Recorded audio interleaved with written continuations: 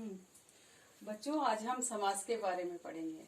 अधिकांश होता है कि बचपन से हम समास पढ़ते हुए आते हैं, लेकिन उनके बारे में हमें पूरी तरह से कोई प्रोसेस पता नहीं होता है कि कौन सा समास क्या होता है, उसे पहचानने की प्रक्रिया क्या होती है। तो आज हमारा पूरा फोकस रहेगा कि हम एक एक शब्द को आपको बताएं कि समास क्या होती है और किस प्रकार से इसे पहचाना जाता है और किस प्रकार से इसे विग्रह किया जाता है, लिखा जाता है। ठीक है। तो समास जो शब्द का अर्थ होता है, इसका मतलब होता है संक्षेपीकरण। संक्षेपीकरण होता है कि यानी किसी शब्द को संक्षेप में जान लेने की जो प्रक्रिया होती है वो समास कहलाती है। जैसे शॉर्ट में हम इस समास का अर्थ लिखते हैं। पहले समास का अर्थ होता है समास का अर्थ। पहले अर्थ समझ लेंगे तो उसके बाद हमें पूरी प्रक्रिया समझने में आसानी रहेगी। इसका शॉर्ट में हम बोलते हैं कि संक्षेपीकरण होता है। शॉर्ट इसे बोलते हैं हम संक्षेपीकरण करना। किसी भी चीज को संक्षेप में समझ लेना समास कहलाता है। जैसे दो शब्दों को मिलाकर एक करना। संक्षेपीकरण का क्या मतलब हुआ कि दो शब्द अलग अलग है, उनको एक करके हम कुछ समझने की एक प्रक्रिया से गुजर रहे हैं। जैसे युद्ध के लिए भूमि। युद्ध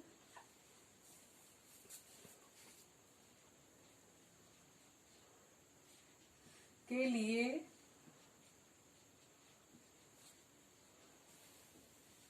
भूमि। बच्चों क्या बोलेंगे इसको, बताओ। हाँ, बिल्कुल सही, युद्ध भूमि।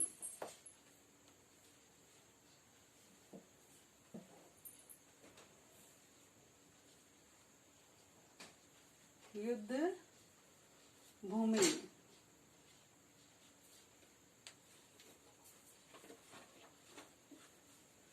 जैसे युद्ध के लिए भूमि, युद्ध भूमि। तो हमने क्या किया, दो बड़ा सा एक शब्द हमारे सामने सेंटेंस था, युद्ध के लिए भूमि।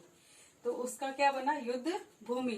या पहले कुछ एग्जाम्पल के माध्यम से आपको समझाऊंगी कि समास क्या होता है, उसके बाद इनके भेद पढ़ेंगे। ठीक है। तो यहाँ हमने शब्द लिया है युद्ध के लिए भूमि, तो इसे पढ़ेंगे हम युद्ध भूमि। दूसरा शब्द हम लेते हैं सत्य के लिए आग्रह। हमने सुना है कि गांधी जी ने सत्याग्रह किया था। सत्य के लिए आग्रह।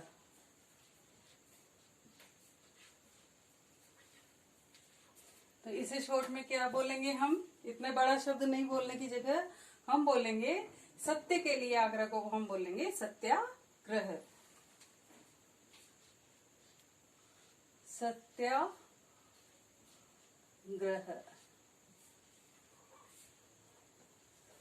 ठीक है। ऐसे एक शब्द और लेते हैं, घोड़ों की दौड़। घोड़ों की दौड़ यानी कि घुड़दौड़। घुड़ दौड़, घुड़दौड़।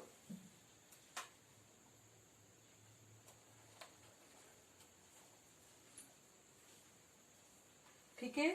तो हमारे सामने कितने शब्द आए, एक तो युद्ध के लिए भूमि, तो हमने एक संक्षेपीकरण में एक वर्ड में इसको बोल दिया युद्ध भूमि। दूसरा है सत्य के लिए आग्रह, तो बोलेंगे हम सत्याग्रह। घोड़ों के लिए दौड़, घुड़दौड़। ऐसे ही हम लेंगे परम है जो आनंद। सोचो बच्चों, इसके लिए कौन सा शब्द आएगा, परम है जो आनंद। परम है जो आनंद। इसके लिए एक शब्द क्या होगा, परम है जो आनंद। इसको हम बोलेंगे शॉर्ट में परमानंद।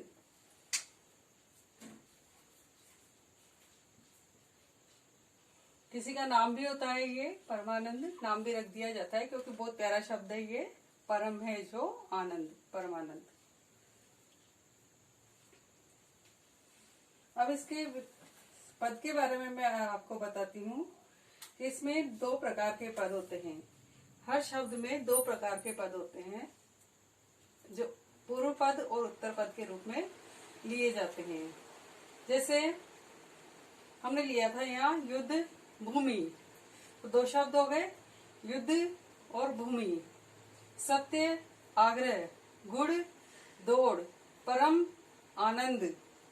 तो जो पहला पद होता है, पहला शब्द जो होगा उसे बोलेंगे पूर्व पद, और जो अंतिम शब्द होगा उसे बोलेंगे उत्तर पद। जैसे हम लिखते हैं देश का वासी। अब यहाँ पे जो देश शब्द है, देश, ये क्या है? ये है पूर्व पद।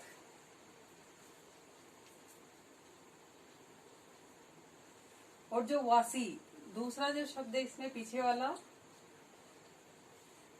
उसे बोलेंगे उत्तर पद। ठीक है? जो पहला हमारा वर्ड हुआ उसे बोलेंगे पूर्व पद, पीछे का जो शब्द हुआ उसे बोलेंगे उत्तर पद। क्लियर?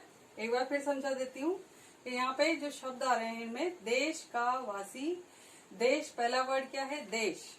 जो पहले आ रहा है वो पूर्व, और जो बाद में आ रहा है वो उत्तर। तो देश क्या हुआ? पूर्व पद, वासी हुआ उत्तर पद। तो देश का वासी यानी कि देशवासी। इसको एक शब्द में हम बोल सकते हैं देशवासी। ठीक है? यहाँ तक क्लियर?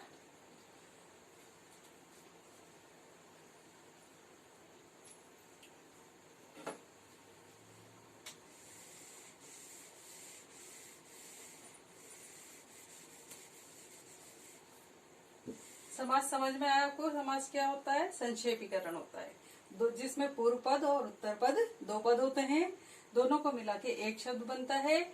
और समाज जो जितने प्रकार के भेद होते हैं उनमें कहीं पूर्व पद प्रधान होता है, कहीं उत्तर पद प्रधान होता है। तो इसका विग्रह देखेंगे हम। एक बार विग्रह करके देखते हैं। जैसे हमारे सामने शब्द हुआ गुरु दक्षिणा, क्योंकि समास में विग्रह करना एक प्रोसेस है, उसे लेने के लिए हम करेंगे। जैसे हमने लिखा गुरु दक्षिणा। अब इसका विग्रह करके बताओ। अभी तक तो हम क्या कर रहे थे? जो विग्रह हो रहे थे उनको एक शब्द के रूप में कर रहे थे। अब हमने यहाँ लिया है, एक शब्द लिया है, इसका विग्रह करना है। गुरु दक्षिणा का क्या विग्रह होगा? बताओ बच्चों। गुरु के लिए दक्षिणा, गुरु के लिए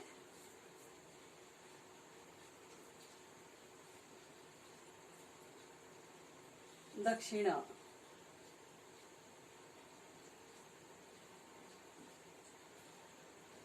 ये तो क्या विग्रह किया गुरु दक्षिणा का? गुरु के लिए दक्षिणा। पहले जो प्रोसेस था गुरुकुल की पद्धति का, उस समय क्या होता था? गुरु बचपन से ही बच्चे को अपने पास रखता था और बड़े होने तक उसको ज्ञान की प्राप्ति करवाते थे।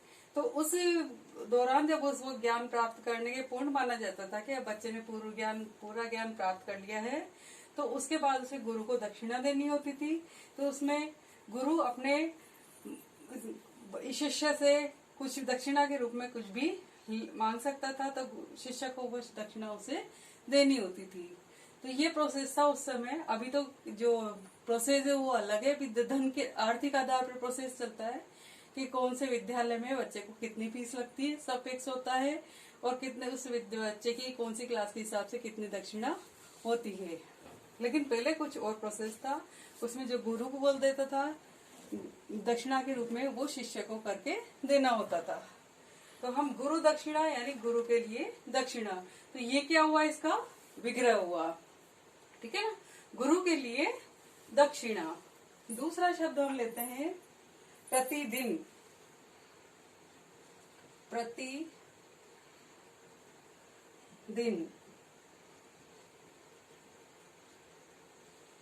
इसका विग्रह करो बच्चों, क्या होगा? हाँ बिल्कुल, कोशिश करो। हाँ, प्रत्येक दिन, बिल्कुल, प्रत्येक दिन। एक और भी हो सकता है इसका, दिन दिन, ये भी लिख सकते हैं हम, दिन दिन। ठीक है, इसको प्रत्येक दिन भी बोल सकते हैं और दिन दिन भी बोल सकते हैं। तो ये इसका विग्रह हुआ। ठीक है, अब हम आपको बताएंगे इसके भेद। समास के जो भेद होते हैं, समास के भेद।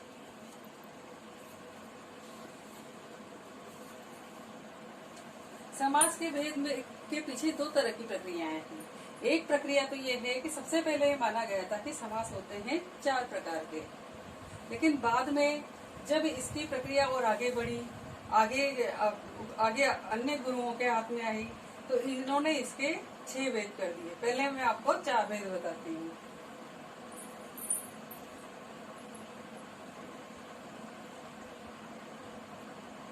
पहला भेद है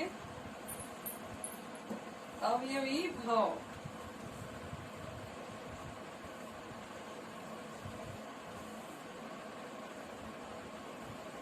अवयवी भाव।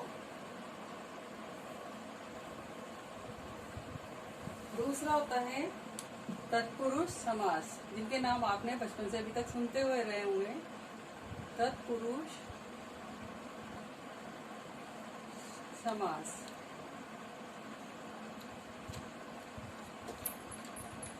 उसके बाद है द्वंद्व समास।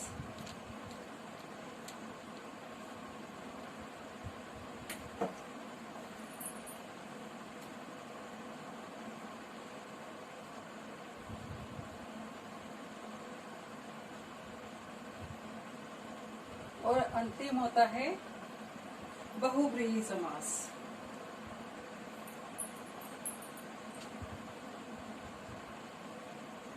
बहुव्रीहि समास। ठीक है, तो सबसे पहले जब समास शुरू हुए थे उस समय समास 4 प्रकार के होते थे। कौन से? अवयवी भाव, तत्पुरुष, द्वंद्व और बहुव्रीहि। धीरे धीरे जैसे ही ये प्रक्रिया आगे की ओर बढ़ती गई, अन्य गुरु के हाथों में चली गई, तो उन्होंने तत्पुरुष समास के 2 भेद कर दिए। वो है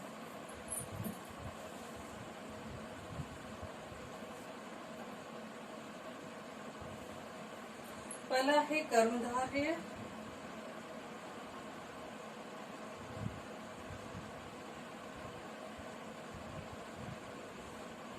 और दूसरा है द्विगु।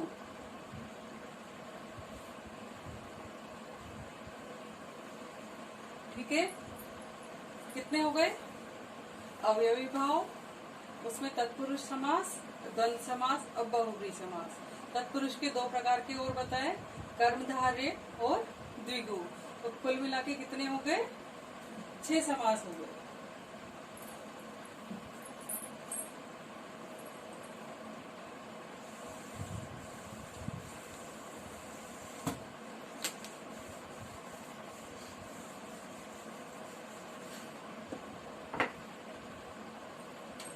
सबसे पहला है अवयवी भाव।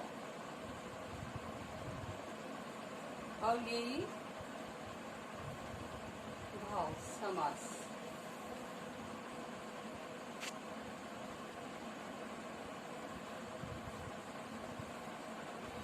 बच्चों, जैसे हमें पता है कि 6 प्रकार के समास होते हैं, तो समास में सबसे पहला जो अवयवी भाव समास होता है, इसमें बताया जाता है कि इसमें प्रथम पुरुष जो पद होता है उसकी प्रधानता होती है। हमने 2 पद बताए थे आपको, उत्तर पद और पूर्व पद। पूर्व पद होता था जो प्रथम होता था, उत्तर पद होता था जो बाद का पद होता था। ठीक है, तो अवयवी भाव समास में कौन सा प्रधान है? पूर्व पद। ये बात ध्यान देने की है, पूर्व पद प्रधान। ठीक है, जहाँ पे हमें पूर्व प्रधान मिलेगा हम कह देंगे अवयवी भाव समास है। ठीक है, इसके कुछ एग्जाम्पल्स हम लेते हैं। यथा नियम, जैसे यथा नियम।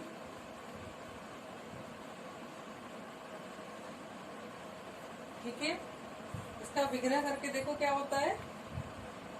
नियम के यथा का क्या अर्थ हुआ? यथा का अर्थ हुआ अनुसार। और किसके अनुसार? यथा के पीछे कौन सा शब्द आ रहा है? नियम। तो पहले तो हम आपको इसको देखो साथ में यथा और प्लस नियम कर देते हैं। ठीक है, ये कौन सा है? पूर्व। ये कौन सा है? उत्तर।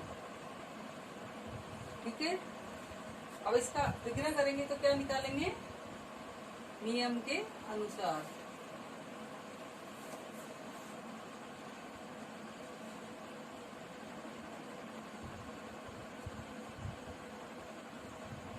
ठीक है, दूसरा शब्द हम लेते हैं यथा संभव। यथा संभव।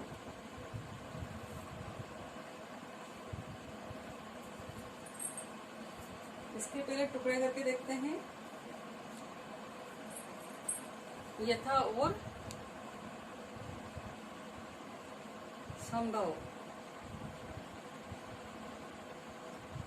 ठीक है, और इसका विग्रह करेंगे तो क्या होगा?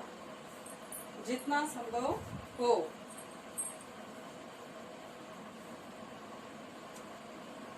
जितना संभव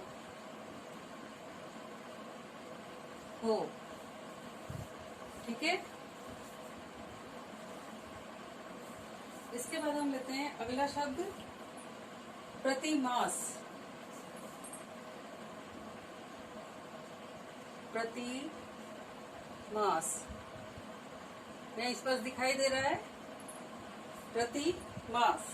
क्या होगा इसका विग्रह करेंगे तो प्रत्येक मास।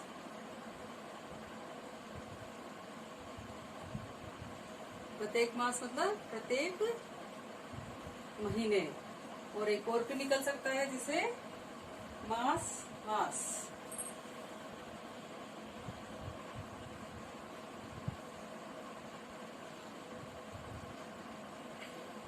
ठीक है, कुछ क्लियर हुआ?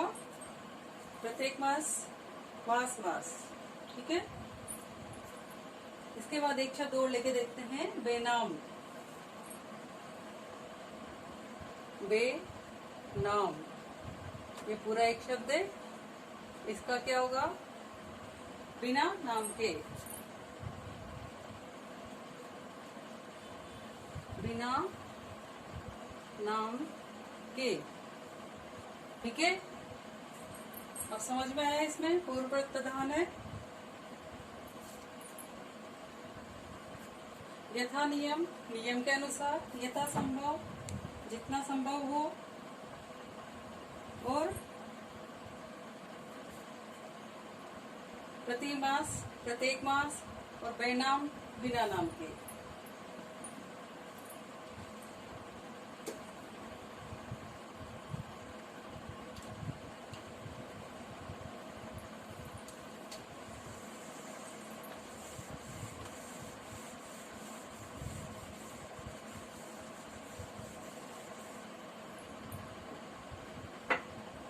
इसके बाद लेते हैं हम दूसरे नंबर का समास तत्पुरुष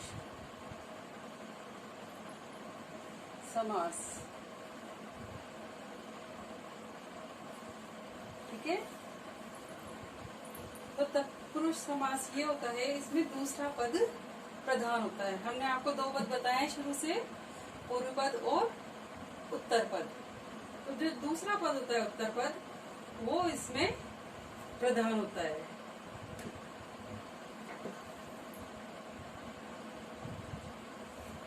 दूसरा पद प्रधान। ठीक है, तत्पुरुष समास में क्या हुआ, दूसरा पद प्रधान हुआ। एक दो एग्जाम्पल से हम इसे देख लेते हैं। और इसकी प्रधानता के आधार पर इसके 6 भेद किए गए हैं।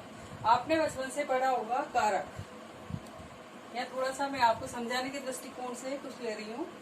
कारक पढ़े होंगे आपने। ये तत्पुरुष समास को समझाने के लिए आवश्यक है कि मैं बीच में कारक लेके आऊं। ठीक है, तो क्या पढ़ा होगा आपने, कर्ता,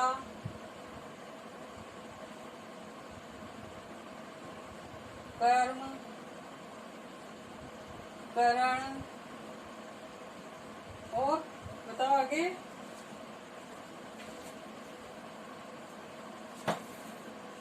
संप्रदान,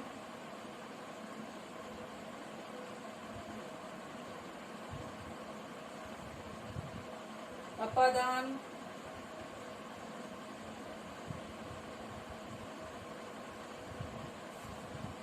संबंध,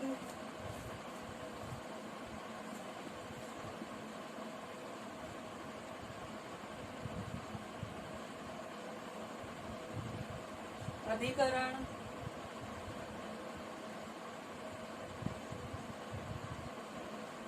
कितने हुए बताओ, 1 2 3 4 5 6 7, 7 हुए। 1 2 3 4 5 6 7। और 8वां आपने पढ़ा होगा संबोधन।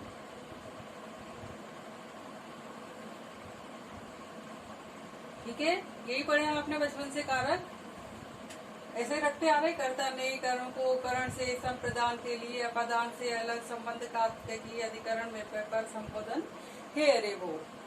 फिर रिपीट कर देती हूँ, कर्ता ने कर्म को करण से संप्रदान के लिए, अपादान से अलग, संबंध का की, अधिकरण में पर संबोधन हे अरे वो। तो यहाँ हमें तत्पुरुष समास की जहाँ बात आती है तो हमें ये बात ध्यान देने की है कि इसमें जो पहला कारक होता है ये कर्ता, और जो अंतिम कारक है संबोधन, इन दोनों कारकों को हम हटा देते हैं। ठीक है, इन दोनों कारक का यहाँ पे कोई रोल नहीं है। हमारे पास किस किसका रोल है, कर्म कारक का, करण कारक का, संप्रदान कारक का, अपादान कारक का, संबंध कारक और अधिकरण कारक। यहाँ पे हमारे ये चीज काम में आएगी। हमें कर्ता और संबंधन को हटा देना है। ठीक है, तो आपको ध्यान रखना है कि कौन कौन से हैं, कर्म, करण, संबंध कारक का, कर्म कारक।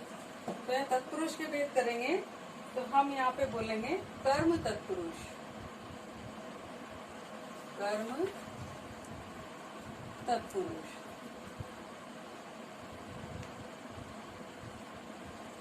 ये कर्म तत्पुरुष। अब आपने पढ़ा है कर्ता ने कर्म को, तो कौन से शब्द की प्रधानता रही यहाँ पे, को। जिन शब्दों के विग्रह करने पर हमें को शब्द आए, विग्रह करने पर क्या पता चले कि इसका जो अर्थ करेंगे उसमें बीच में कहीं न कहीं को शब्द अवश्य आएगा। जैसे हमने शब्द लिया ग्रंथकार, ग्रंथकार, करो इसका विग्रह क्या आएगा, ग्रंथ को करने वाला, ग्रंथ को करने वाला। ठीक है, क्या शब्द आया, को। और हमारा इसका कारक में भी क्या आता है, कर्म में को। ठीक है, ग्रंथकार में क्या आया, ग्रंथ को करने वाला। ये कौन सा कारक, ग्रंथकार क्या हुआ, कर्म तत्पुरुष। और एग्जाम्पल लेते हैं अपन, माखन चोर, माखन चोर क्या आएगा इसको, माखन को चुराने वाला, माखन को चुराने वाला। ठीक है, क्लियर है, समझ में आ रहा है। माखन चोर, माखन को चुराने वाला। कौन सा वर्ड है? को। तो जहाँ हमारे माखन चोर दिखाई दे जाए तो हम क्या कहेंगे? इसमें कर्म तत्पुरुष है, ग्रंथकार है, कर्म तत्पुरुष है, जिसका विग्रह करने पे हमें पता चले कि इसमें को शब्द आ रहा है। ठीक है, एक दो एग्जाम्पल और ले लेते हैं। सम्मान प्राप्त, सम्मान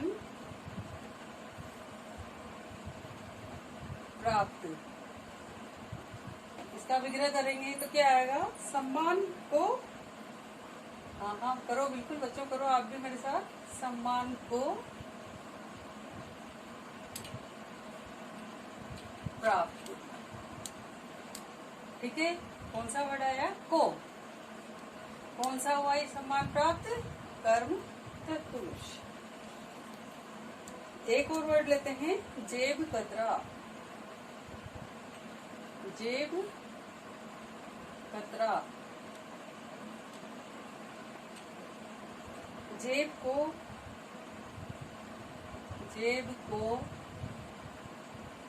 कतरने वाला। ठीक है, यहाँ पर भी को। ठीक है, कोई काम हो रहा है सब जगह, इनका अर्थ करने पे क्या आ रहा है? बीच में विग्रह करने पर को आ रहा है। इसका मतलब जो ऐसे शब्द हैं जहाँ पे बीच में को आता है विग्रह करने पर, तो हम मालूम कर सकते हैं कि ये क्या है? कर्म तत्पुरुष समास है। ठीक है,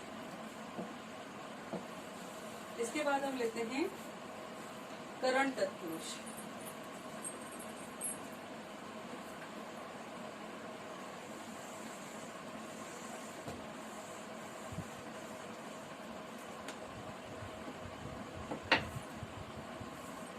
करण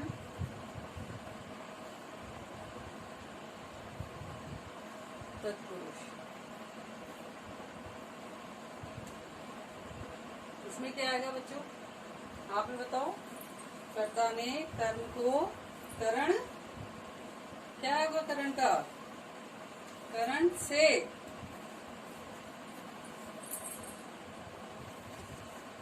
जैसे सूर्यव्रत, एग्जाम्पल लेते हैं हम। सूर्यव्रत, इसमें से और द्वारा दो वर्ड आएंगे। देखो यहाँ पे दो वर्ड पे ध्यान देना है अपने को, से और द्वारा। ठीक है, सूर्यव्रत क्या होगा इसका? करो, इसका विग्रह करो। सूर्यव्रत में क्या होगा? सूर्य द्वारा व्रत। करके देखो, सूर्यव्रत का क्या होगा? सूर्य द्वारा व्रत।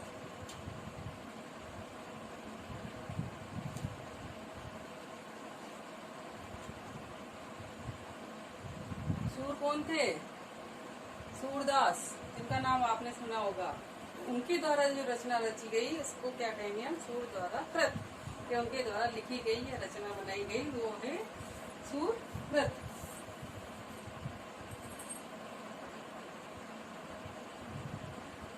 ठीक है, इसके बाद एक और एग्जांपल लेते हैं हम। वाल्मीकि रचित, वाल्मीकि रचित, इसका विग्रह करो, क्या होगा? वाल्मीकि द्वारा रचित।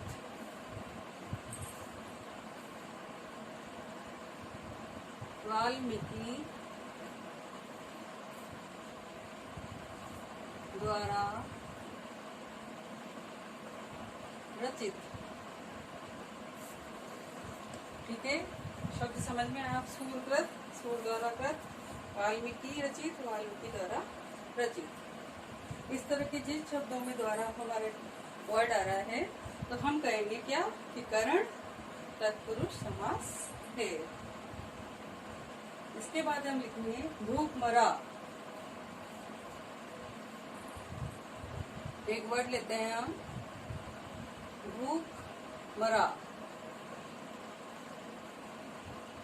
क्या होगा इसका विस्तार करेंगे तो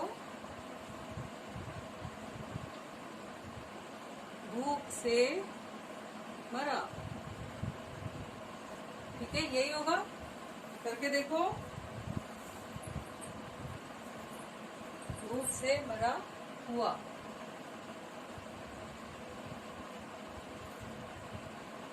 यहाँ पे क्या वर्ड आया है? से।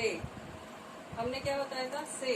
जहाँ पे दो शब्द विग्रह के दौरान हमें पता चले कि से और द्वारा दो शब्द आ रहे हैं, तो क्या हुआ? वो करण तत्पुरुष समास है। एक और एग्जाम्पल लेते हैं। रोग युक्त, रोग युक्त।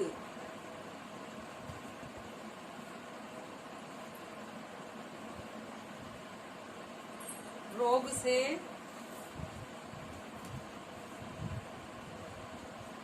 युक्त। ठीक है, समझ में आ गया आपको? रोग युक्त, रोग से युक्त, तो करण तत्पुरुष समास हुआ। दो वर्ड आने चाहिए, से और द्वारा।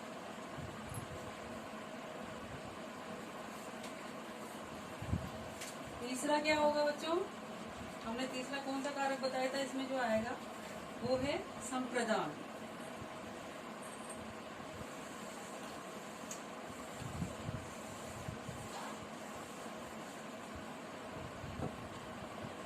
तीसरा है वो है संप्रदान, तत्पुरुष समास। ठीक है, संप्रदान के लिए कौन से शब्द बताए थे आपको? याद करो। के लिए, कर्ता ने कर्म को करण से संप्रदान के लिए। कौन सा वर्ड? के लिए। ठीक है, और जिन शब्दों का विग्रह करने पर के लिए शब्द एक बीच में आएगा, तो उन्हें हम क्या बताएंगे कि ये कौन सा समास है?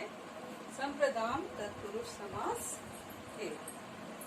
ऐसे कुछ शब्द लेते हैं, जैसे हथ घड़ी, हथ घड़ी। इसका विग्रह करो, क्या होगा? क्या विग्रह होगा इसके? हथ मतलब हाथ।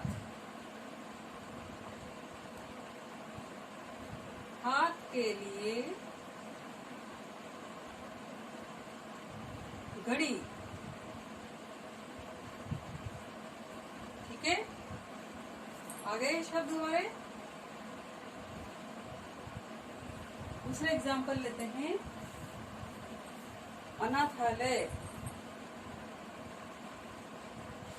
अनाथालय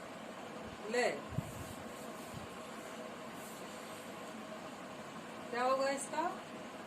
अनाथों के लिए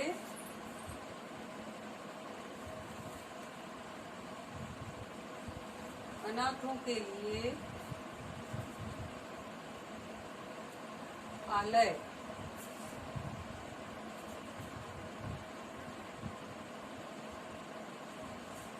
ठीक है, अनाथालय, अनाथों के लिए आलय। तो क्या हुआ? कौन सा हुआ ये? संप्रदान तत्पुरुष समास। कौन सा वर्ड है? के लिए। के लिए। ठीक है, एक एग्जाम्पल और लेते हैं हम।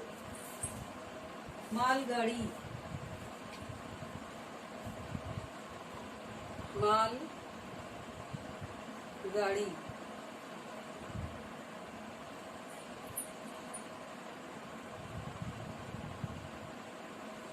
माल के लिए गाड़ी।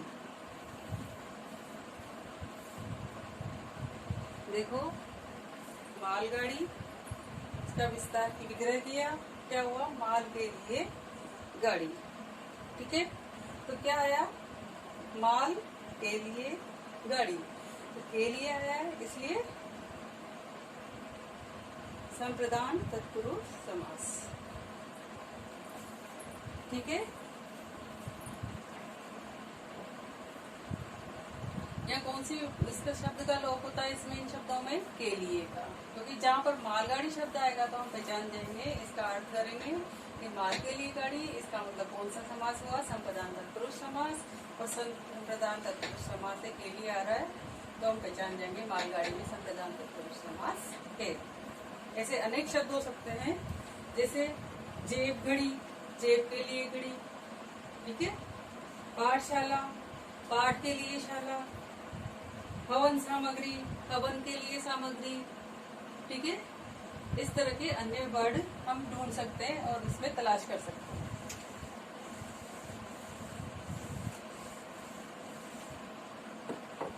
संप्रदान के बाद हम लेंगे अपादान तत्पुरुष। अपादान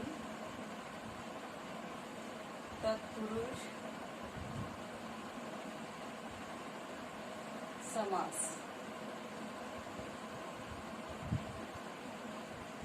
ठीक है, अपादान की क्या पहचान है,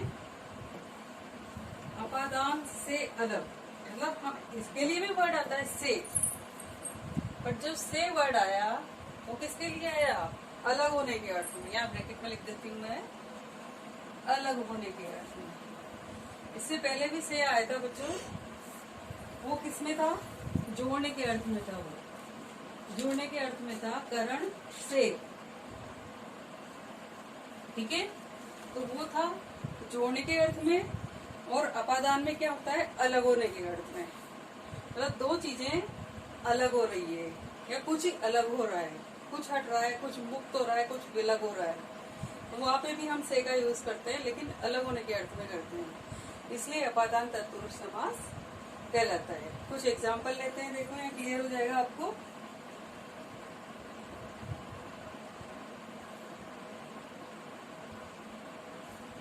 जन्मांध,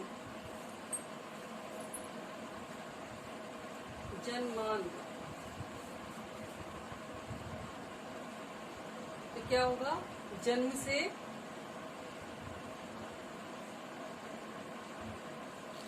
अंधा। कुछ पता चल रहा है, शक्ति विहीन, शक्ति विहीन, यानी शक्ति से विहीन।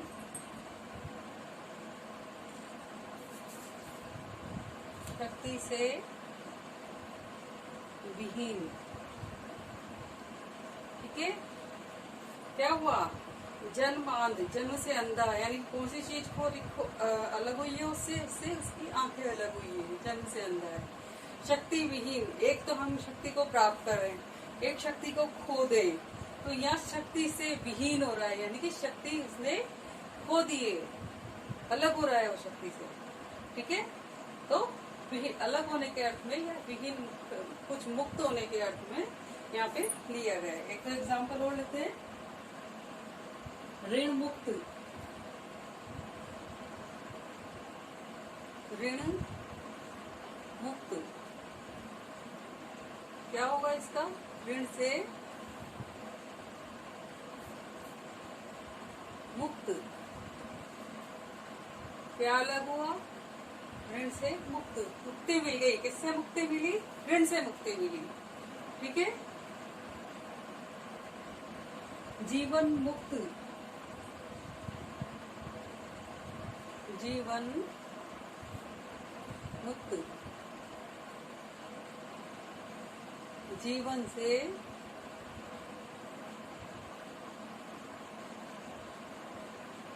मुक्त। ठीक है, तो अलग होने के अर्थ में है यहाँ पे, किससे मुक्ति मिल गई, जीवन से मुक्ति मिल गई। ठीक है, जीवन से मुक्त, यानी कि कुछ अलग हुआ है, हमारे जीवन से कुछ अलग हो गया है, तो जीवन से मुक्ति मिल गई है, तो अलग हुआ है, अलग होने के अर्थ में यहाँ पे से का प्रयोग हुआ है। ठीक है, इसके बाद हम लेंगे संबंध तत्पुरुष।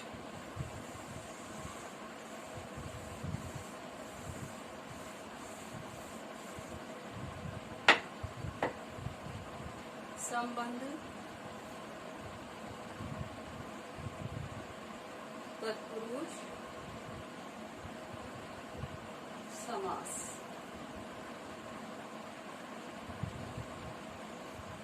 इसे कैसे पहचाना जाएगा?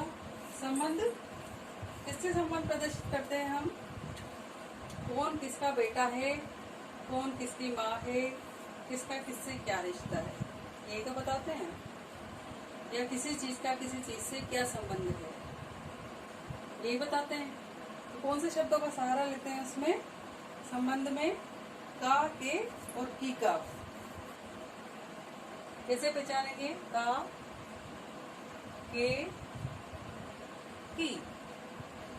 ठीक है। संबंध कौन किसका बेटा है, कौन किसकी बेटी है, किसका किससे क्या संबंध है। या अन्य संबंध, कोई चीजों का भी संबंध हो सकता है, पुस्तकों का, ग्रंथों का भी संबंध हो सकता है ना।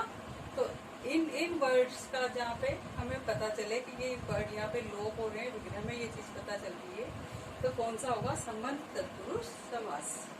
जैसे कुछ एग्जाम्पल लेते हैं हम। सेना नायक, सेना नायक, क्या बनेगा इसका? सेना का नायक।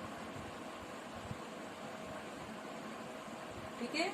क्या हुआ? सेना नायक, सेना का नायक। शब्द तो हमारे पास यही था, इतना सा, सेना नायक। विग्रह किया, क्या पता चला? सेना का नायक। इससे क्लियर हो गया कि कोई सेना है। सेना से क्या पता चल रहा है कि बहुत बड़ी ग्रुप है सैनिकों का, उसको हम बोलेंगे सेना। उसका नायक मतलब उसका कोई एक लीडर है। तो संबंध पता चला यहाँ, सेना का लीडर से जो संबंध है वो पता चला, सेना नायक। यानी कि एक बहुत बड़ा ग्रुप है सेना का, उसका एक लीडर है। ठीक है। अगला शब्द लेते हैं हम, भूदान। भूदान क्या होगा? भूदान का अर्थ बताओ। भू का दान, भू यानी पृथ्वी, जमीन। ठीक है। क्या हुआ? भूदान, भू का दान। ठीक है। तो कौन सा हुआ? संबंध तत्पुरुष समास। इसके बाद हम और लेते हैं, राष्ट्र गौरव। राष्ट्र गौरव क्या आएगा? राष्ट्र का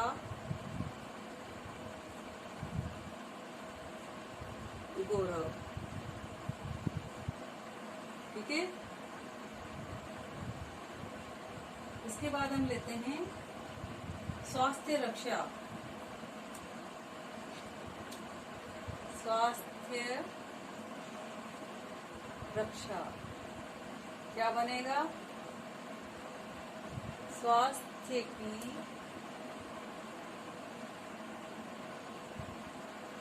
रक्षा। ठीक है। अन्य शब्द लेते हैं, राम भक्ति।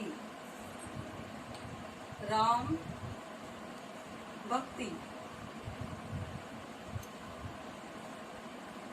राम की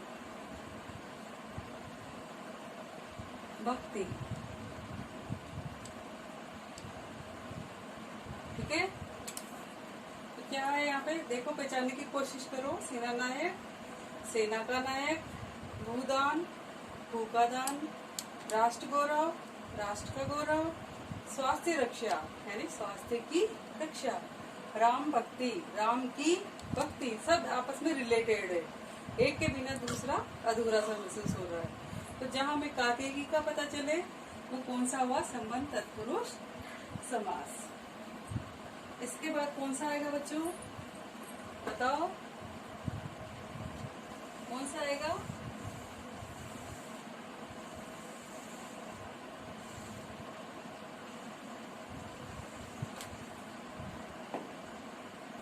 इसके बाद आएगा, संबंध के बाद आता है हमारा अधिकरण।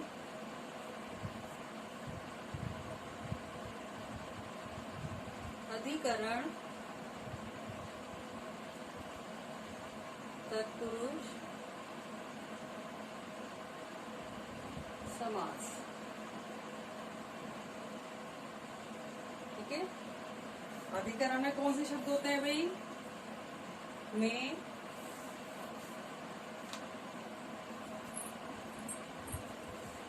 में और बताओ पर,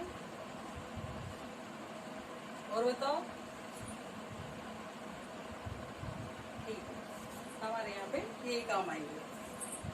अब इसके लिए अधिकरण में हमें पता है कि में और पर शब्द काम में लिए जाते हैं। जैसे स्कूटर सवार, हमने वर्ड लिया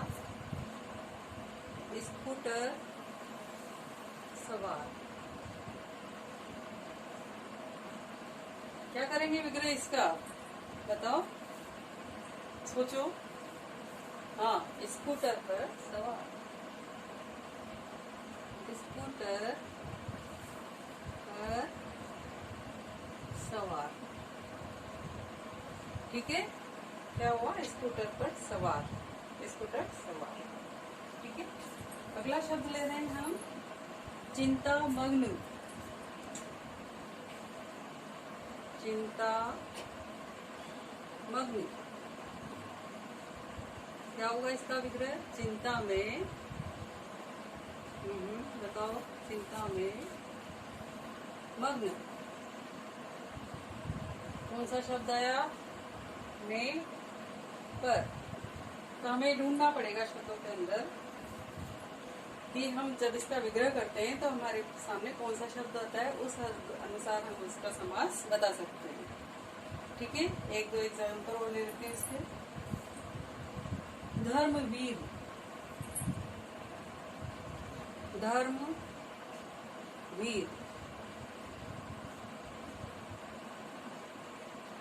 धर्म में वीर। ठीक है, कला कुशल, कला कुशल,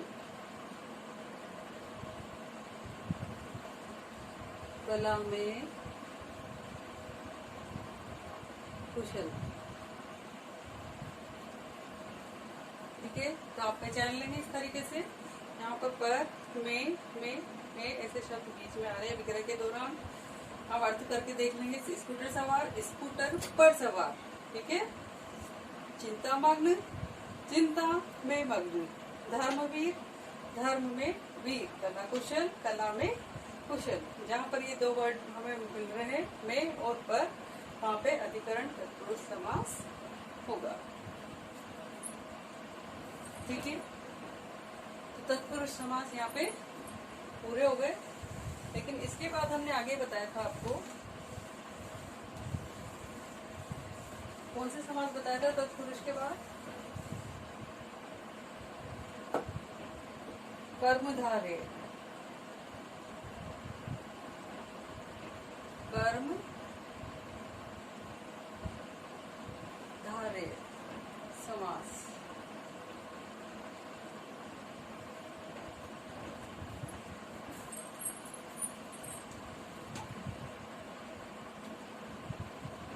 कर्मधारय समास में थोड़ा समझने का है। इसमें क्या होता है, शब्द पे नहीं जाना है हमने को कि कर्म की प्रधानता है या क्या है, इस तरीके से नहीं सोचना है। अब हमने बचपन से पढ़े हैं विशेषण और विशेष्य। विशेषण ही पढ़े हो, विशेषण तो पढ़े ना। विशेषण क्या होते हैं? जो किसी शब्द की विशेषता, किसी में, जैसे लंबी लड़की, काला छाता, है ना। तो जो लंबी शब्द है वो क्या है? विशेषण। काला क्या है? विशेषण। ठीक है, तो इसमें विशेषण विशेष्य रूप में उपमान का संबंध होता है और उत्तर पद प्रधान होता है।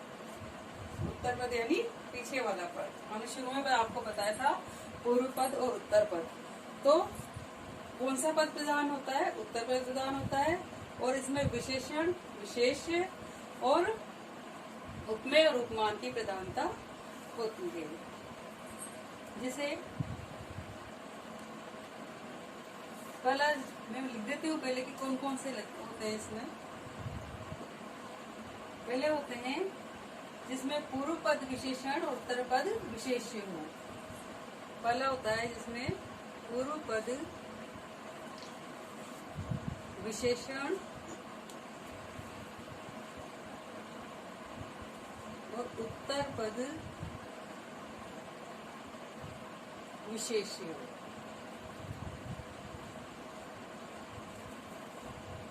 ठीक है। दूसरा जो होता है इसमें पूर्व पद विशेष्य और उत्तर पद विशेषण। पूर्व पद विशेष्य और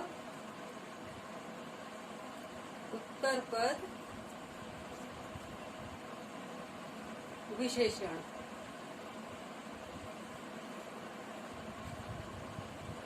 ठीक है। तीसरी जो कंडीशन होती है वो होती है विशेषण उभय पद होता है।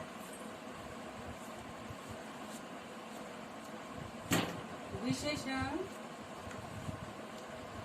उभय पद होता है। उभय पद मतलब दोनों तरफ, दोनों ही पद प्रधान होते हैं इसमें, है ना। पूर्व पद भी और उत्तर पद भी, दोनों में विशेषताएं होती है, तो वो विशेषण उभय पद कहेंगे उसको। और जिसमें पहला पद प्रधान होता है और दूसरा पद विशेष्य होता है।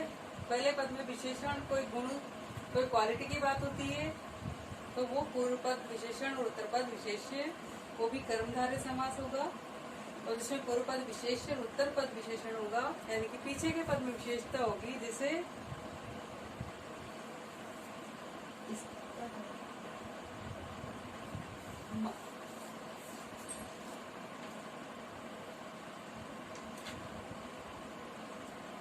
जैसे कि पुरुषोत्तम, है ना। इसका तो मैंने बता ही दिया था आपको। पूर्व पद विशेषण और उत्तर पद विशेषण का क्या एग्जाम्पल हुआ, जैसे यही बता देती हूँ, एक बार थोड़ा सा समझा देती हूँ। काला छाता, जैसे ये लिया हमने काला छाता, ठीक है। तो यहाँ पे ये विशेषता पूर्व पद है, ये काला, ठीक है। ये विशेषण है किसकी विशेषता बता रहा है, ये छाते की विशेषता बता रहा है। विशेष्य कौन हुआ, छाता, ये उत्तर पद है और ये हुआ विशेष्य, ठीक है। तो काला क्या है, विशेषता है, तो विशेषण, ठीक है। समझ में आया। तो पहली कंडीशन में तो ऐसे होगा। दूसरी कंडीशन में क्या होगा, पूर्व पद विशेष्य और उत्तर पद विशेषण। जैसे हम एग्जाम्पल के तौर पे ले लेते हैं पुरुषोत्तम। हमने लिया शब्द पुरुषोत्तम, इसके दो वर्ड बनेंगे, पुरुष, पुरुषों में उत्तम, ठीक है। इसका विग्रह करके देखो, पुरुषों में उत्तम। तो जहाँ हम पुरुष बोलते हैं वहां तो हमें किसी बात का पता नहीं चलता। संसार में इतने पुरुष हैं, हो सकता कोई भी पुरुष हो, है ना। लेकिन जब हम कहते हैं पुरुषों में उत्तम, उत्तम यानी सर्वश्रेष्ठ, कौन था पुरुषोत्तम, किसको कहते हैं हम, भगवान श्री राम को, ठीक है। तो जहाँ उत्तम लग गया, ये शब्द एक विशेष शब्द हो गया और ये विशेषता बता रहा है उत्तम लगने के बाद, तो ये विशेषण है और पुरुष शब्द है जो विशेष्य है, ठीक है। उसके बाद उभय पद जहाँ पे विशेषण हो, ये मैं बताती हूँ आपको। उभय पद विशेषण जैसे होंगे श्याम सुंदर, एक वर्ड ले लिया हमने, इसको समझाने के लिए यहीं पे ले रही हूँ, फिर आप और डिटेल में क्लियर करूंगी। श्याम सुंदर, जैसे हम शब्द बोलते हैं किसी के लिए, क्या नाम है, कि श्याम सुंदर नाम है। तो श्याम क्या है, श्याम का मतलब सांवला भी होता है ना। यह कृष्ण भगवान से भी लिया जाता है, ठीक है। और सुंदर का मतलब जिसमें जिसको निहारने का दिल करे, बहुत अच्छी सी चीज, अच्छी सी बात, अच्छा सा रूप है ना, वो सुंदर कहलाता है। तो इसमें दोनों पद प्रधान है, देखो है ना, श्याम भी विशेषता है और सुंदर भी विशेषता है। तो श्याम और सुंदर दोनों विशेषण है, तो हम कहेंगे उभय पद विशेषण। ठीक है, तो तीसरी कंडीशन तो ये हो गई। उसके बाद हम बताते हैं आपको चौथी कंडीशन, जिसमें होगा पूर्व पद उपमान, पूर्व पद उपमान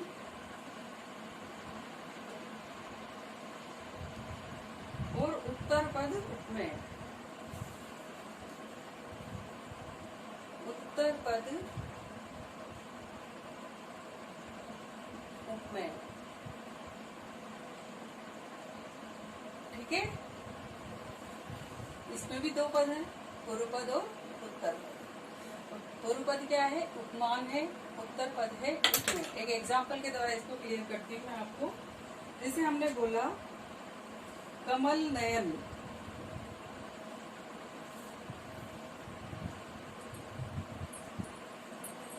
कमल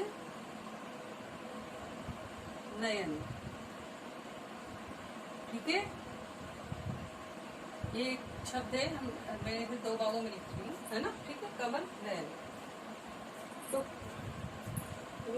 क्या है मेन शब्द? तो इसमें नयन है। नयन मतलब नेत्र, आंखें, चक्षु। ठीक है, तो नयन किसके कैसे है? कमल के समान है। नयन कमल के समान है।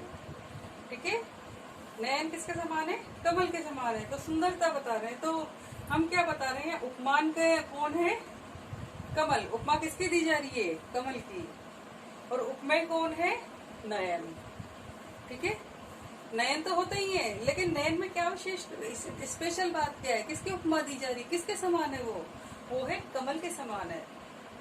ठीक है, तो नयन किसके समान है? कमल के समान है। तो ये उपमान है और ये उपमेय है। इसको और डिटेल में क्लियर करेंगे थोड़ा बाद में। इसके बाद है पांचवी जो कंडीशन है, वो है पूर्व पद उपमेय, पूर्व पद उपमेय और उत्तर पद उपमान।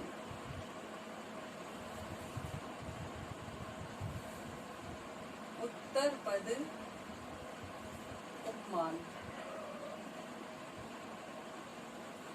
ठीक है, इसका एग्जाम्पल लेते हैं। चरण कमल, चरण कमल। अब आप अपने आप समझ गए होंगे, चरण लिया है, चरण सबके होते हैं। चरण यानी पैर, सबके पैर होते हैं, लेकिन पैर किसके समान है? कमल के समान है, कोमल है, सुंदर है। ठीक है, तो उपमेय तो कौन हुआ? चरण, और उपमान हो गया कमल। ठीक है, तो अब ये इन पांचों कंडीशन को हम थोड़ा सा और डिटेल में ढंग से पढ़ेंगे। वैसे यहाँ पे आपको समझ में आ गया होगा, नहीं भी आया हो तो एक बार और थोड़ा सा और समझा देती हूँ। सबसे पहले पहली कंडीशन, घबराने की आवश्यकता नहीं है कि क्या बताया जा रहा है, क्यों बताया जा रहा है। बिल्कुल एंजॉय मस्ती से जोर में तो पढ़ना है। ठीक है, तो समझ में आ गया। बचपन से हम पढ़ते आ रहे हैं, संज्ञा, सर्वनाम, विशेषण। वहीं पहुंच जाओ, अपने बचपन में चले जाओ। विशेषण, विशेषता, क्या मतलब है? गोरा लड़का, क्या हुआ? गोरा क्या हुआ? उसकी विशेषता हो गई। तो गोरा होना उसका विशेषण हो गया, और लड़का होना इसके विशेष है। ठीक है, कोई दिक्कत इसमें बिल्कुल नहीं है। एक दो एग्जाम्पल बता देती हूँ इसमें। ठीक है, जैसे पीतांबर, पीतांबर।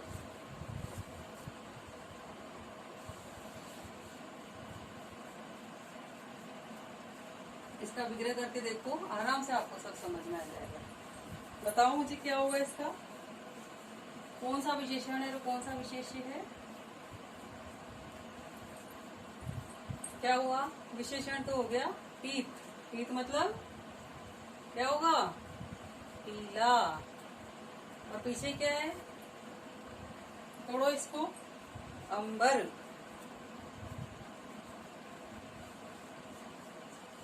क्या होगा इसका? पीला है जो अंबर, यही होगा। पीला है जो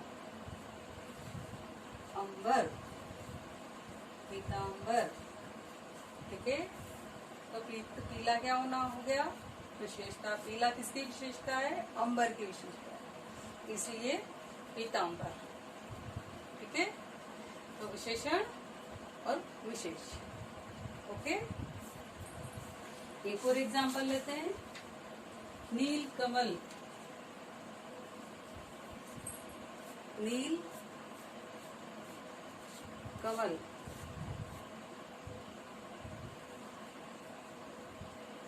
नील, नील और क्या होगा इसका विग्रह?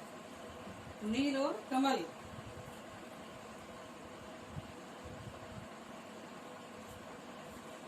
नीला है जो कमल, नीला है जो कमल। ठीक है, नीला होना क्या हो गया? उसकी विशेषण हो गया, और कमल क्या हो गया? विशेष। ठीक है, ये कंडीशन समझ में आ गई आपको? ओके, दूसरी कंडीशन लेते हैं हम।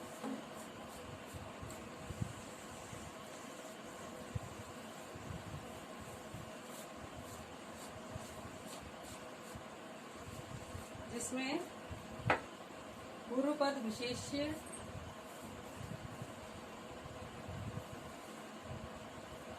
और उत्तर पद विशेषण।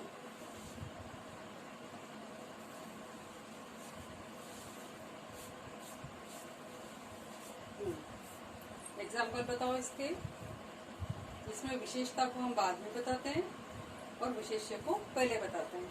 कौन कौन शब्द है ऐसे? जैसे ऋषि प्रवर। ऋषि प्रवर, ऋषि प्रवर। दो वर्ड हो गए यहाँ पे, ऋषि और प्रवर। ऋषि और प्रवर। विग्रह करो। ऋषियों में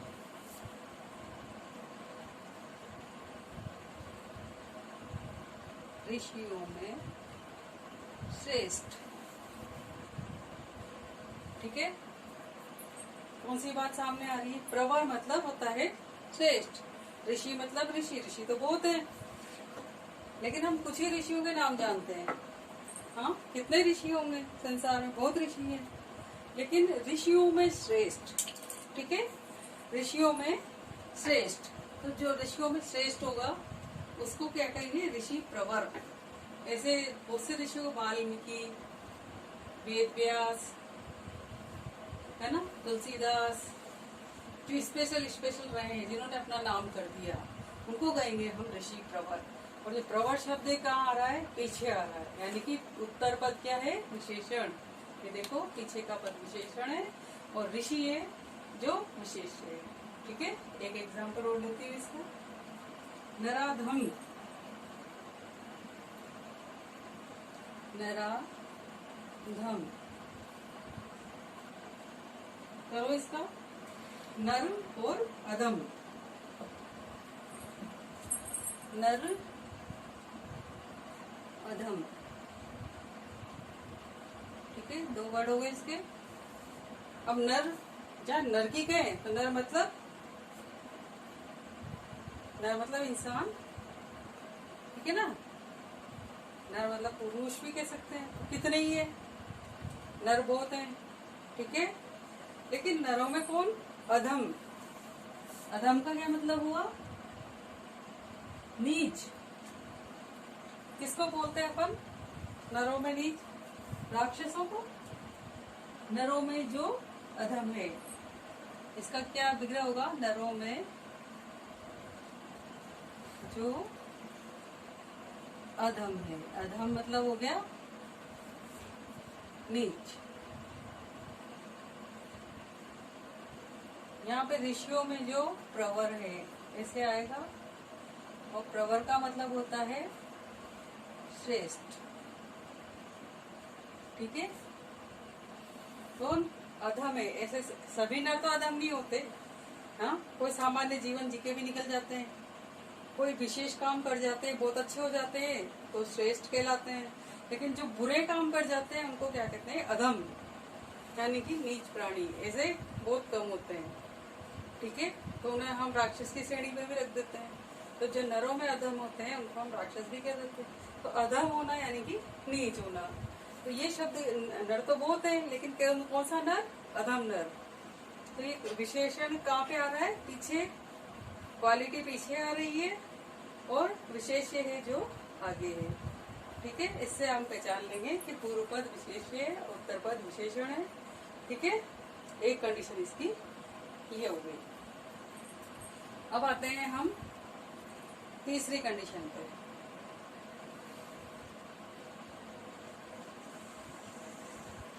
क्या बताया था मैंने आपको इसकी तीसरी कंडीशन? बताओ क्या था तीसरी कंडीशन में? जहां उभय पद क्या हो? विशेषण।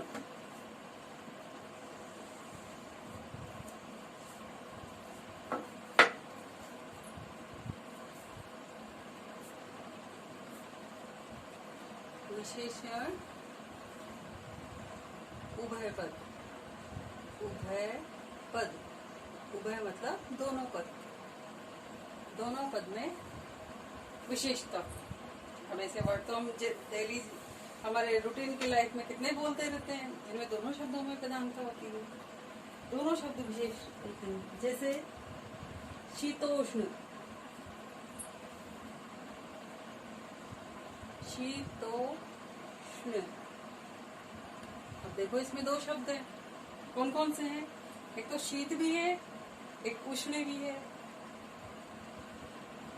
शीत और उष्ण।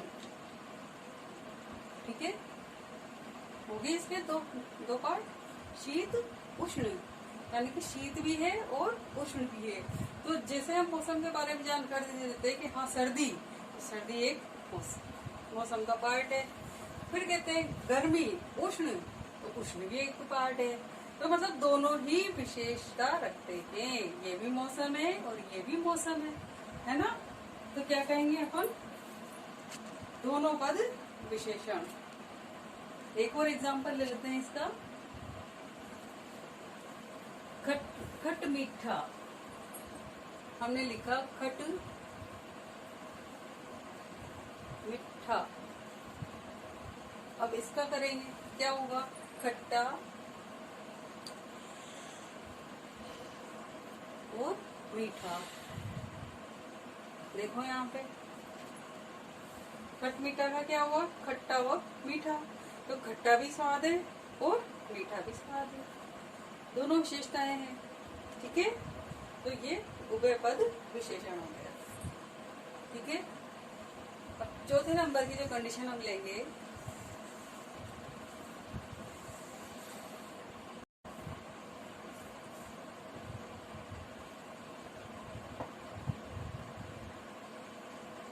क्या बताई थी हमने चौथे नंबर की कंडीशन? पूर्व पद उपमान और उत्तर पद उपमेय। पूर्व पद उपमान और उत्तर पद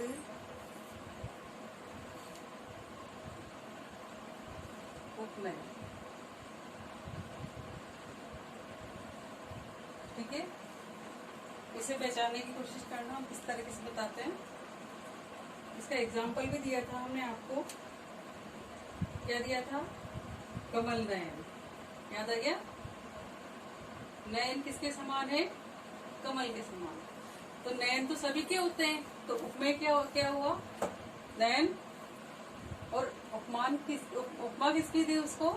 कमल की, तो उपमान कमल। ठीक है।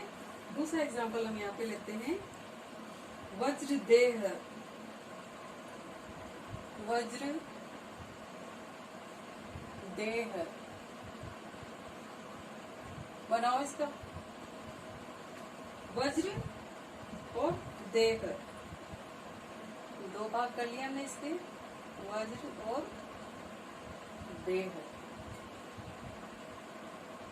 वज्र के समान देह, क्या बनेगा? वज्र के समान देह।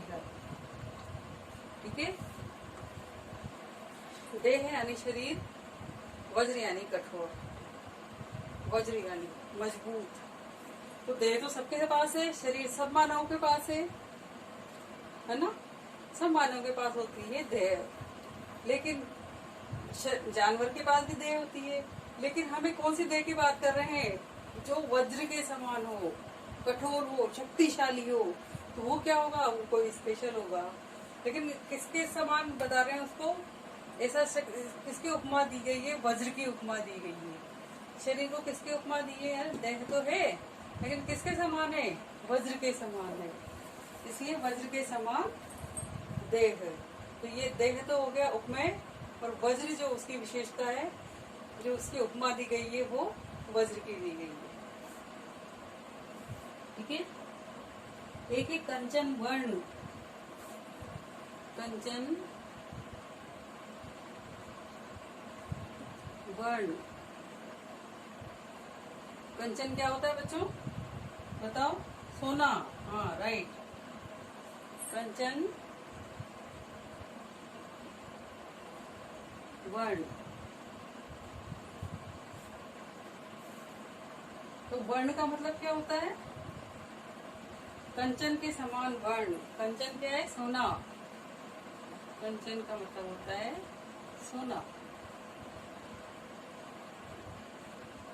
कंचन के समान वर्ण। वर्ण का अर्थ होता है रंग।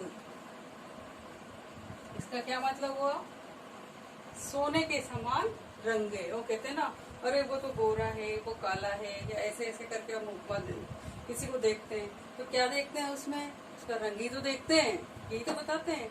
लेकिन किसी का गेहुआ होता है, तो किसी का किसी और कर्ण का। लेकिन ये क्या कर रहे, उसका वर्ण है ना, वो तो कंचन के समान है, मतलब एक दमकता हुआ चेहरा है, कोई बात है तो सोने के समान बताया गया है। तो किसकी उपमा दी गई है? उसके जो रंग को कंचन की, यानी कि सोने की उपमा दी गई है। ठीक है।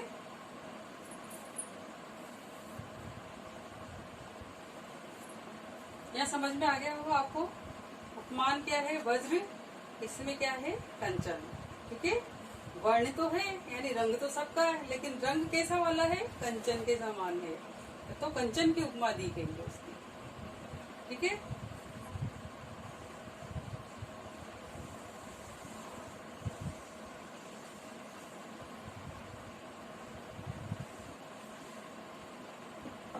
अगला हम लेते हैं पूर्व पद उपमेय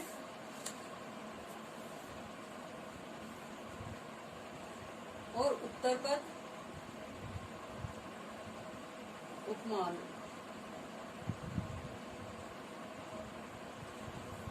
ठीक है। ऐसे भी शब्द होते हैं, जैसे पुरुष सिंह। अब देखो ये वर्ड नया है हमारे सामने, पुरुष सिंह। हमने पहले ही बताया, जैसे पुरुष तो बहुत है, लेकिन कैसा पुरुष? सिंह के समान पुरुष, शेर के जैसा पुरुष। ठीक है। तो पुरुष सिंह, तो इसमें क्या है? ये उपमेय है और ये उपमान है। तो आपके समझ में आ रहा होगा सीधे। संसार सागर, संसार सागर। करो इसका, करो। क्या होगा, संसार और सागर, यानी कि संसार रूपी सागर, संसार और सागर, संसार रूपी सागर, संसार रूपी सागर। ठीक है, जिस तरह से सागर विशाल होता है उसी तरह ये संसार है, हमारा जीवन है, जीवन संसार है, जीवन भी बहुत विशाल है, बहुत बड़ा है ना। तो किसकी उपमा दी गई है, उपमा दी सागर की उपमा। संसार को किसकी उपमा दी, सागर की तरह विशाल है, एक छोर से देखते हैं तो दूसरा छोर दिखाई नहीं देता है। ठीक है, इसी तरह हमने बताया था पुरुष सिंह, यानी कि पुरुष कैसा, सिंह के समान। सिंह से मतलब है शेर, शेर जैसा शक्तिशाली। ठीक है ना, समझ में आ गया। उपमेय पुरुष, उपमेय में कोई बड़ी बात नजर नहीं आ रही है, लेकिन उसके साथ जब उपमान जोड़ दिया, क्या जोड़ दिया, सिंह, सिंह से पता चला कि अरे कौन सा पुरुष है, कि वो पुरुष जो बहुत शक्तिशाली है। ठीक है ना, सिंह के समान पुरुष है, इतना शक्तिशाली है, शेर जैसी ताकत है उसे। संसार सागर, तो संसार सागर यानी संसार रूपी सागर, मतलब संसार इतना बड़ा है कि हम एक जगह खड़े होकर दूसरी जगह का किनारा नहीं देख पाते हैं, ऐसे सागर को नहीं देख पाते हैं। तो क्या उपमा दी गई है, संसार सागर, यानी कि उपमेय तो है संसार और उपमान है सागर। ठीक है, तो इसके बाद हमारा जो अगला समास है वो लेते हैं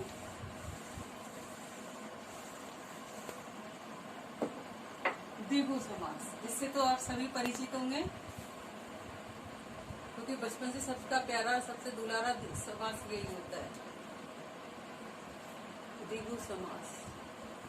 और एक बार जब मैडम पढ़ाती है तो उनके साथ ही हम तुरंत बोलना शुरू कर देते हैं छोटी कक्षाओं से, क्या मैडम अच्छा वो द्विगु समास है ना।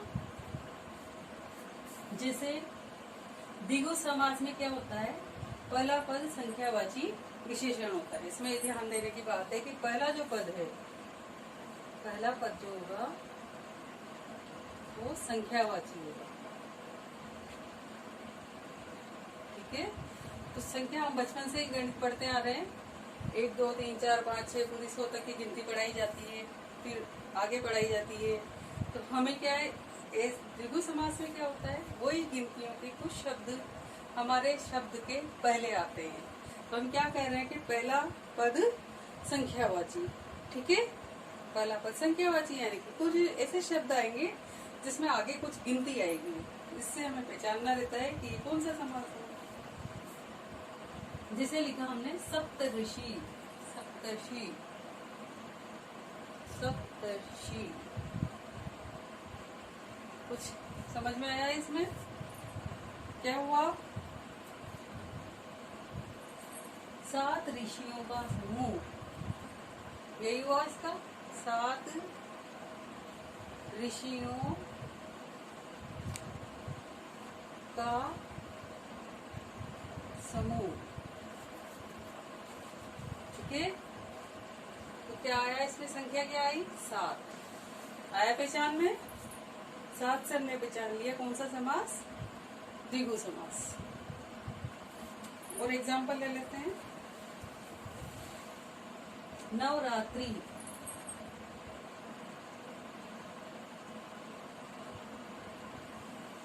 बताओ इसका अर्थ, इसका सम करो, क्लियर करो इसका, नवरात्रियों का समाहार, नवरात्रियों का समाहार, समाहार या समूह। भाई नवरात्रि तो कितनी बार आ जाती है, 1 से लेके 9 तारीख तक गिन लो, 9 से लेके अगली 18 तारीख तक गिन लो। वो नवरात्रि उनको हम नहीं मानेंगे, उनको यहाँ नहीं मानते, लेकिन कौन सी नवरात्रि मानी जाती है जिसमें हम पूजा पाठ करते हैं, व्रत करते हैं, श्रद्धा रखते हैं, उन नवरात्रियों की बात हो रही है यहाँ पे। ठीक है, तो कैसे पता चला हमें कौन सी नवरात्रि है, क्योंकि वो स्पेशल है इसीलिए उसको नवरात्रि कहा जाता है। ऐसे नहीं कि किसी भी 9 दिन को गिन लिया और वो नवरात्रि हो गई, वो नहीं होगी। ठीक है, तो कौन सी नवरात्रि होगी, तो साल में 2 बार आती है, है ना। तो नवरात्रि यानी कि 9 जिनमें देवी की पूजा की जाती है, उन नवरात्रि की बात यहाँ पे हो रही है। ठीक है, एक एग्जांपल और ले देती हूँ। सतसई, सतसई किसने लिखी थी बच्चों, बताओ। सतसैया के दोरे जो नाविक के तीर, देखन में छोटे लगे घाव करे गंभीर।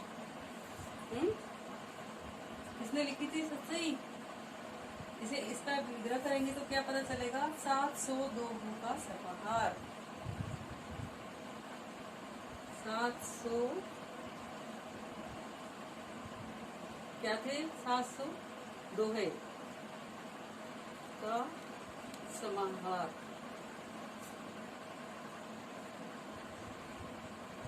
ठीक है, क्या है, एक ऐसी पुस्तक जिसमें 702 है, 700 इम्पोर्टेंट है और किसी स्पेशल इम्पोर्टेंट कभी नहीं लिखी है। ये तो कोई भी अपने 702 है लेके आ जाए, कहते मेरी भी सच सही है, ऐसा नहीं होता है। ये स्पेशल सच सही है जो किसी विशेष कवि द्वारा लिखी गई है, और उसमें कितने दोहे थे, 700। ठीक है, तो हम पहचान लेंगे। जहाँ पर अंक संख्या पहले आ जाती है उसे बोलते हैं द्विगु समास, और ये सब बच्चों का फेवरेट समास होता है। बच्चों अब हमारे पास है आगे द्वंद्व समास।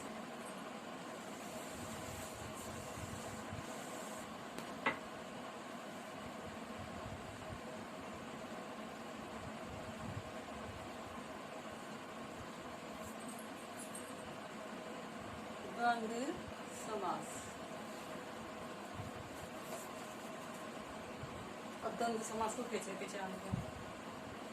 द्वंद्व समास को ऐसे पहचानते हैं कि जैसे या, और, ऐसे शब्द आते हैं इसमें, या, और इसके जो दोनों पद होते हैं, दोनों ही पद प्रधान होते हैं। क्या लिख देती हूँ मैं, दोनों पद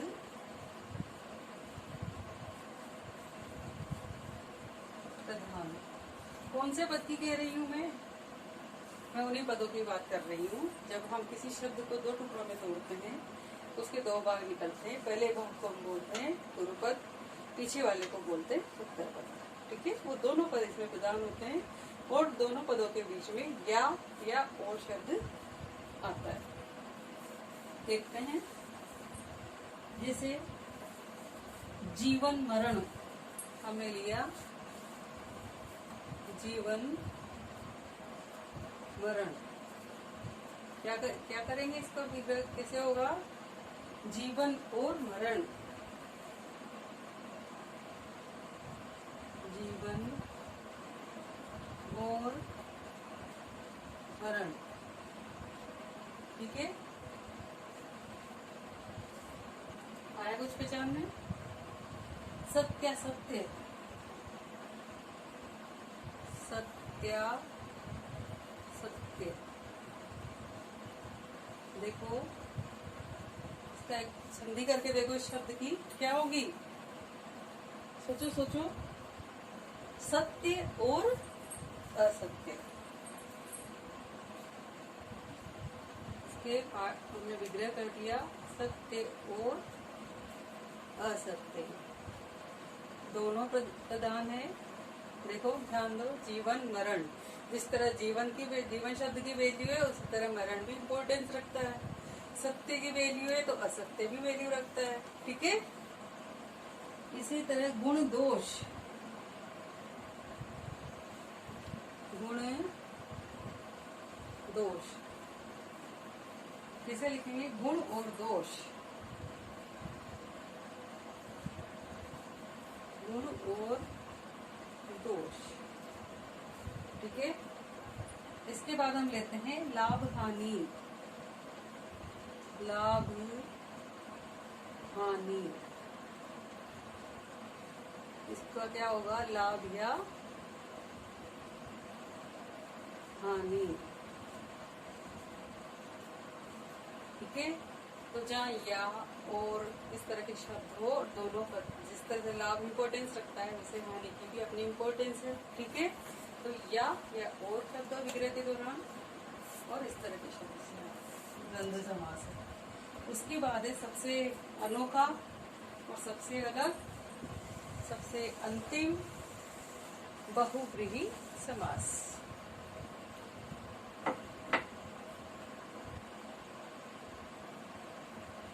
बहुव्रीहि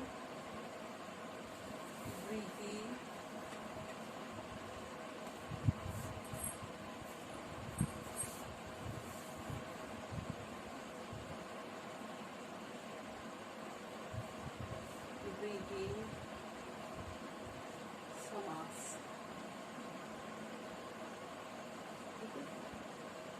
ये थोड़ा सा अलग है। इतने थे वो तो सरल थे, हमने आसानी से समझ ली। ये थोड़ा सा अलग है। इसमें क्या होता है, अभी तक तो हम पढ़ते आ रहे थे पूर्व पद, उत्तर पद, पूर्व पद, उत्तर पद, इन्हीं के आधार पे सबको पहचानते आ रहे थे। इसमें पूर्व पद उत्तर पद दोनों होते भी हैं, लेकिन उनसे कोई तीसरा अन्य पद निकलकर सामने आता है, अन्य शब्द निकल के सामने आता है। ठीक है, जैसे तीसरा पद प्रधान होता है इसमें, अन्य अन्य या तीसरा पद प्रधान होते हैं। तीसरा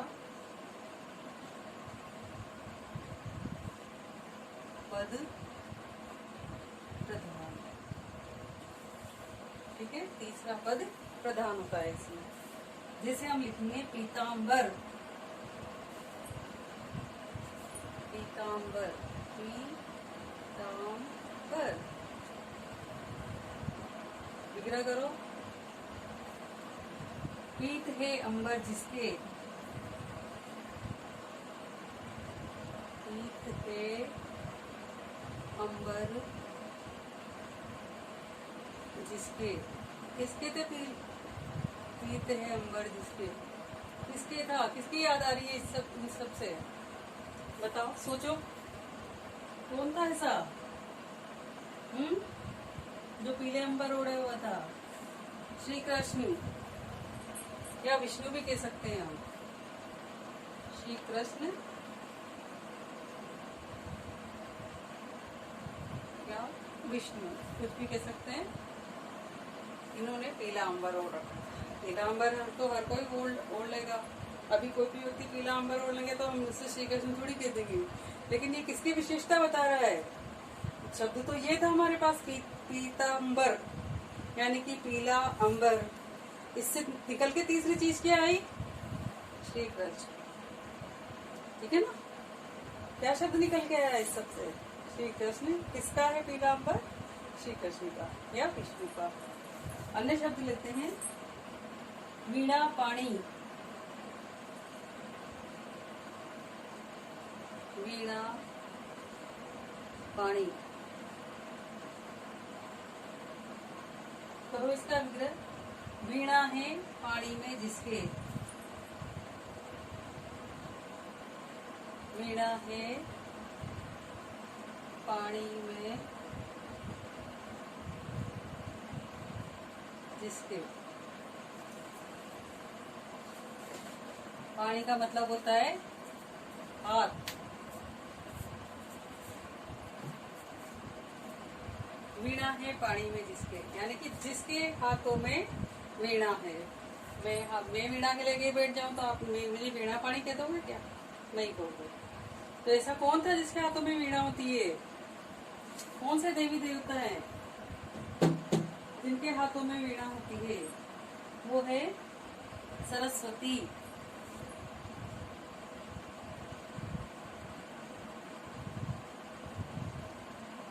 ठीक है, समझ में आ गई? दशानन,